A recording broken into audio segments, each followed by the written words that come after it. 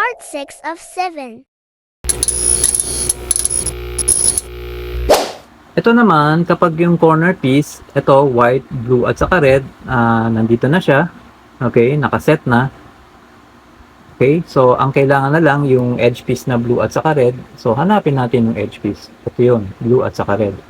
So since yung gilid niya ay red, so dalhin natin sa red side. Okay, tapos nakaharap sa atin yan. Ito ngayon, kailangan ilagay dito kasama nito. So para magsama sila, so ilayo natin to, taas, ikot, tapos balik. Ayan, magkasama na sila.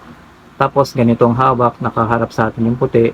Tabi muna natin, taas, ikot, baba. Ayan na siya. Okay? Ito naman, ganun pa rin. So, yung puti, nasa ilalim, blue at red. So, nakaset up na to sa madaling sabi itong corner piece.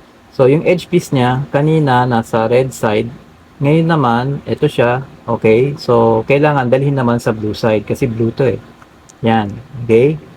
So, ngayon naman nasa blue side siya. So, kailangan magsama sila nito. Okay? Kailangan ilagay ito dyan. So, gagawin lang natin, ilayo to, taas to, balik, tapos baba. Okay? Tapos ganitong hawak, yung puti nakaharap sa atin, ilayo, itaas, balik, baba. Ayan na siya. Okay? Ito naman, dagdag ko lang, so puti, blue at saka red. So, dalhin natin siya sa blue at red sides. Ito yun. So, ikot. Ito yung blue at red side o red sides. So, ito, naka-match na sa blue. Okay? Itong corner piece natin. Ngayon, yung edge piece naman, nandito siya. Okay? Blue at saka red. Blue at saka red. So, dapat dito siya. Pansinin nyo, yung kulay niya ay blue. Tapos ito, red. So, pag tinaas natin ganon, okay, salungat na yung kulay, pero dapat nandito siya. Kasi, diba, itong match nakaharap sa atin. So, dapat letter L or big L. So, dapat ito nandito. Okay? So, bago natin iangat ito, tingnan muna natin yung kulay. Okay? So, pag ganyan match na yung kulay o salungat na, okay, dapat nandito siya.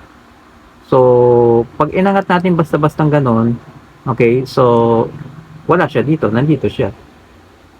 Okay? So, mas maganda kung diretso na siya dito. Okay? So, para mangyari yon, ikot na muna natin to para itaas natin to. O bago itaas to. Tapos, okay, ikot uli, baba na natin to para hindi masira yung cross natin. Okay? Ngayon, kung mapapansin nyo, nandito na siya. Okay? So, itong blue, tsaka blue, ito yung nakaharap sa atin. Okay, ito yung red side. So, kita ko pa rin yung blue at saka red side. Okay, kitang-kita pa rin. So, dapat ganyan ang hawak. Tapos, yung kulay niya, salungat na. So, pag tinignan nyo, letter L na siya. Okay? So, nandito na siya. Wala na siya dito. Nandito na siya. Okay? Kaya, bawas na tayo ng isang move. So, ang gagawin natin, itataas uli natin to gaya ng kanina. Ikot. Tapos, pwede nang ibabang ganyan. So, nandyan na siya. Ito naman, kapag yung corner piece natin naka-set na, okay? So, white, orange, at saka blue. So, ito yung blue side, ito yung orange side. So, yung corner piece, okay na. Yung edge piece, baliktad lang. Okay? So, dapat yung orange nandito, yung blue nandito.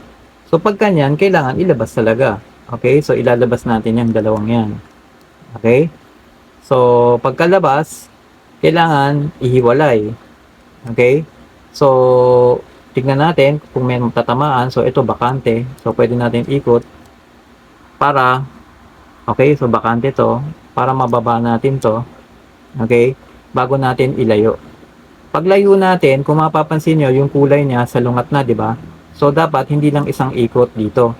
Pwede na siya dito diretso. Para pag inangat natin to, letter L na siya.